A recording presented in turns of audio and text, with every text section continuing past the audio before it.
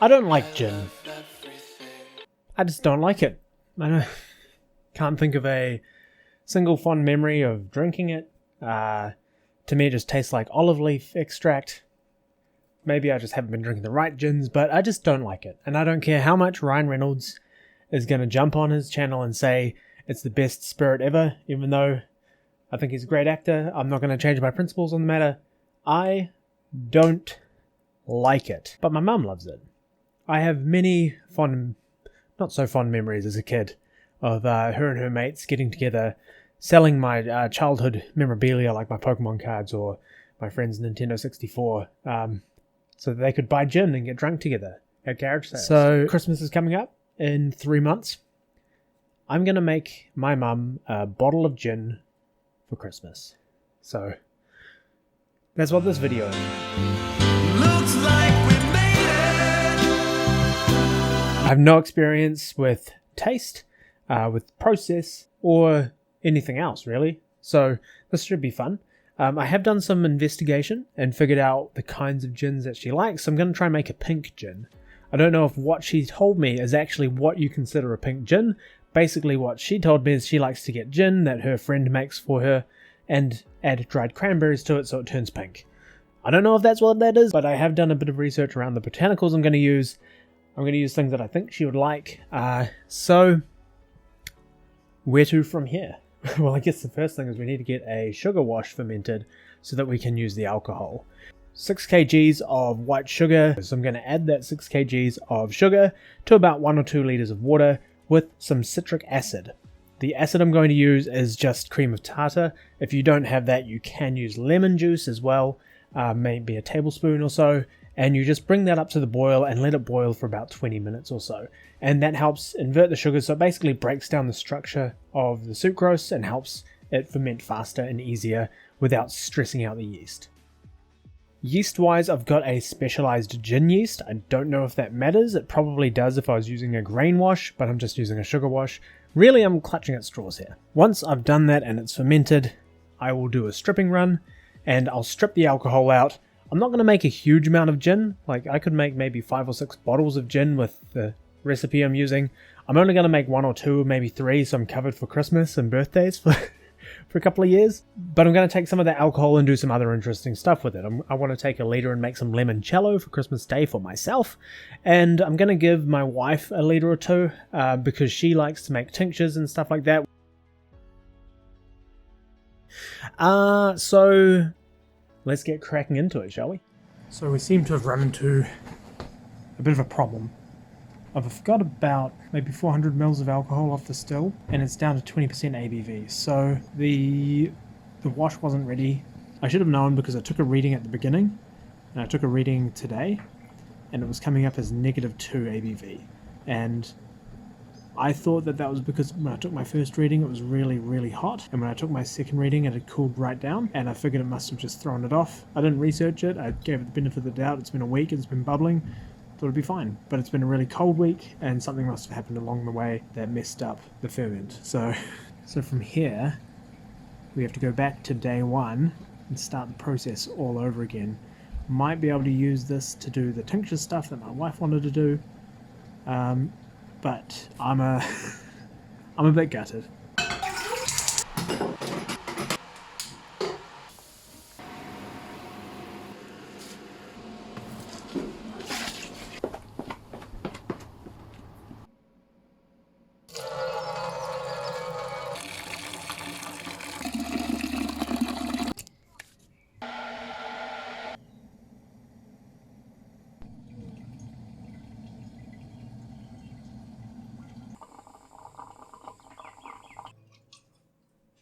So we managed to successfully distill about 5 litres, just about 5 litres of just over 40% ABV neutral spirit, which we're now going to turn into our gin. We took some of the yield away to do other things like limoncello and some tinctures. I'll show you a little bit more about that right at the end.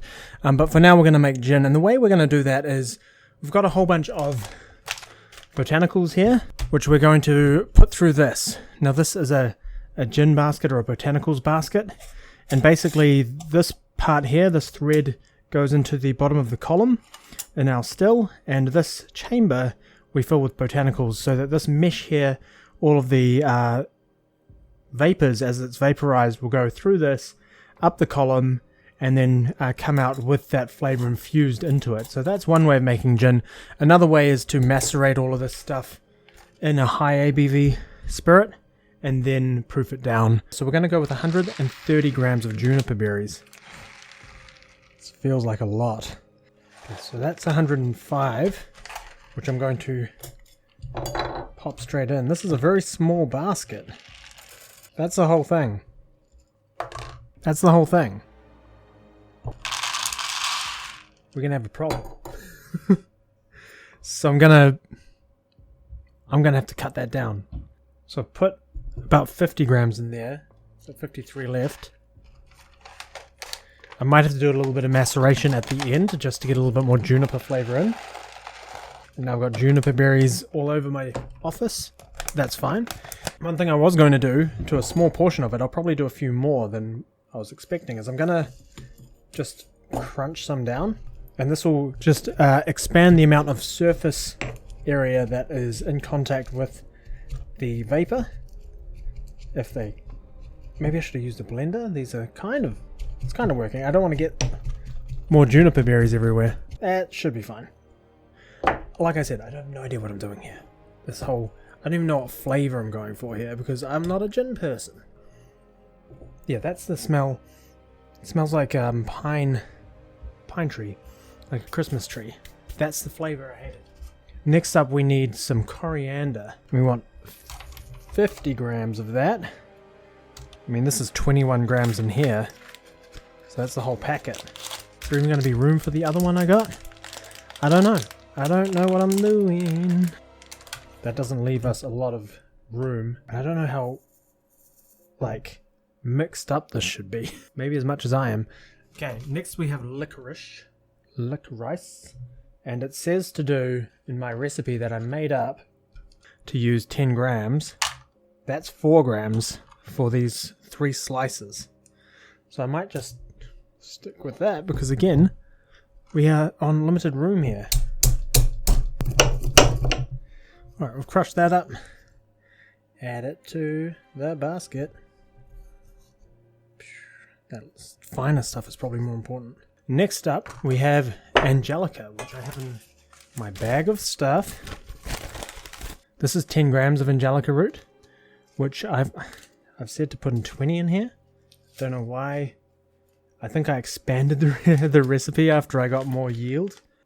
That smells like an Indian curry spice shop, you know? You know the ones? Okay, we're getting somewhere. We've got room. This is 10 grams of lemon peel. I said to put in 1. So I will use my little measuring tool. Okay, 1 gram, 1 gram, 1 gram. That's 3. That went straight up to 3. Put half of it back. What have you got for me? What have you got for me? It's still 0. I feel like Hunter Biden here. No, I just weighed out the bag. It's 2.06. 2.07. Register. I mean, that must be... Look, I'm just going to do it by eye. We've got some anise. I needed 10 grams of that. This is 10 grams in here. Alright, we're getting pretty packed now. And there's not a lot of like it's in sediments. These are our grains of paradise. This is 10 grams. I'll only do 5 of this. Because I have no idea what this is supposed to taste like. Again, it smells like licorice. It's like we're just doing variants on licorice. Next up is our cardamom pods, which is to be 1 gram of cardamom pods. I don't know if that's just 1 cardamom pod. It's 2 grams. Still 2 grams. 0 grams. Okay. That'll be fine. We're just going to grind these up. There we go. So now we've got just a few last things to do. One of them is a gram of nutmeg. Cool. So we'll just grind him up. I don't know why I'm gendering my ingredients, but that's a guy. Because it's got nuts. But it is Meg. I don't know where I'm going with this. And then the last thing is a little bit of orange peel, which I have here. 10 grams of it. I only need 2 grams. I'm just going to pour a little bit on top. Charge that. There's probably a little bit more than what I was meant to do. But those are my flavorings. Are they going to be good? I don't know. What I do know is I'm going to put this charged botanicals basket in the still, turn on only one element, heat it up really nice and slow. I've already taken out the 4 shots, so there's no need to worry about that. It's straight into heads from the first cuttings of the still, so really it's just going to be monitoring for flavor and finding out what I like, if I even like it. And if not, I'll just give it to Mum, and even if she hates it, she'll tell me that she likes it, because that's the nice thing to do when somebody makes you a gift, right? So last night I did the blending of the gin. What I did was I basically took the 8 cuts that I had and I just checked them for clarity, and then I made a bold decision, which I don't know if this is the right or the wrong decision, but I just chucked the first 6 into a jug together. The reason for this is that there weren't really any 4 shots. So if you think about it, I took the 4 shots and I took one away to make limoncello, took the other one away to make some medicine stuff. Those would have been the 4 shots where the off flavors were, or where what might have been a bit questionable. So what I was left with that I distilled this time around was really just the hearts of the sugar wash. So I chucked that all together. I got 2.5 litres at 75%. So that all goes into a jug. And I decided to get the 50 grams of botanicals that I couldn't fit in. That's the juniper berries, and I chucked those in there to macerate. I also put in some fennel, because I forgot all about that. I put in about 3 or 4 grams of fennel in there as well, just to bring that flavour up. Probably didn't need it because I had the angelica root, but I put it in anyway. Again, I don't know what I'm doing. And then I spoke to my mum and asked what kind of gin she likes, and I confirmed that she likes black currant gin. So I got some currants, sliced them up just to kind of break the skin. They're dehydrated currants, obviously, and I poured in maybe about 200 grams of currants just to give it a little bit of a sweetness. And then I thought, because I know that she does like rhubarb, and I saw it at the shop, so I chucked in 450 grams of diced up rhubarb, and this is what we have. So what I need to do now, or what I need to do next, is I need to strain out all of these botanicals and ingredients once the right flavour has macerated through and come through on there. I don't know what that flavour is, because I don't know if you guys have picked this up about me. I don't drink gin. So I need to strain that out, and probably what I need to do as well, because you can see the pectin and the rhubarb, and probably from the berries as well, and then also some of the oils from the botanicals have made this really murky and not very see-through. And I like to make a nice fine product. So there's 2 ways that I can get rid of the murkiness. The first is that I could put this in the freezer and skim or jack the alcohol out of it, because all of the oils will freeze. The alcohol won't at this proof. The one I'm going to try instead is I'm going to run this through a little charcoal filter. And by charcoal filter, I mean I'm going to get a coffee filter, fill it with some activated charcoal that I have, and pour this through very slowly to strip out that murkiness. It will take a bit of the flavour out, so what I'm going to do is just leave this to macerate a little bit longer than I'd planned to. Now, I was going to do it maybe 24 hours. I might do it 48 hours. So pick it up tomorrow night and run it through the strainer. That way we're upping the flavour, but we'll down the murkiness, and then that's where the flavour cut comes in, because that's basically polishing the liquor. Once we've reached that milestone, we can then proof it down to the percentage where it's drinkable. At the moment it's still 75%.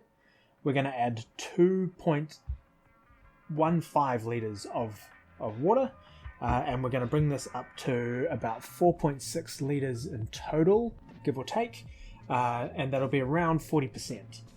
That will give me just over 6 bottles at 750 mils of product that I can then give to people to drink, and they can tell me what they think about it. And so after filtering this a number of times through coffee filters, through charcoal filters, I still have some little sedimentary floaty bits that are the oils and greases and stuff from probably from the rhubarb, and then aggregated out from some of the botanicals. So the last thing I did was I chucked it in the freezer for like 2 weeks and put it through a filter again, and this time I just used a sieve because it had the oils and the bits that I didn't want had frozen into, like, I don't know if you've ever seen salt ice before, but it was kind of like salt ice. It was like really flaky and like thin and razory. So it still has some sediment, but it's as much as I want to do to it because I don't want to lose too much product. So I've got this pink gin. We've also made the limoncello, which I didn't film, I just made it. So that's going to go in the freezer for Christmas. And then another one here for New Year's. So got the holiday season sorted out. But now I'm going to make a gin and tonic and see how I feel about it. One slice of lemon. Okay, I don't know how boozy this is. Oh, that came out fast. Want the bubbles to kind of do the mixing for us. There we go, a pink gin and tonic, I suppose.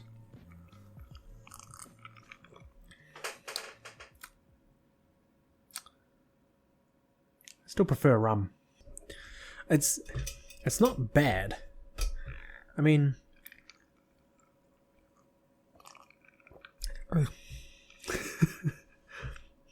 the lemon's good. The tonic water's okay. I did used to just drink tonic water. Oh, it's grapefruit tonic. Maybe that's why I'm tasting so much citrus. Because I had grapefruit tonic. Good combo. Yeah, I mean, it'll get you drunk. I guess that's what matters at the end, but I don't hate it. It wouldn't be my first choice. And that's why I'm going to put it in the post and send it off home. So that's all from me. Thank you very much for watching. I'm going to make rum next, I think. I think that's going to be next. It depends. I've been making them side by side. It really depends on how inspired I am to edit one video over the other. So thanks for watching, and see you guys in the next video. I don't know where to put this now. Let's put it there. Let's put it there. Fire spreading all around my room. My world's so bright, it's hard to breathe, but that's alright. Hush.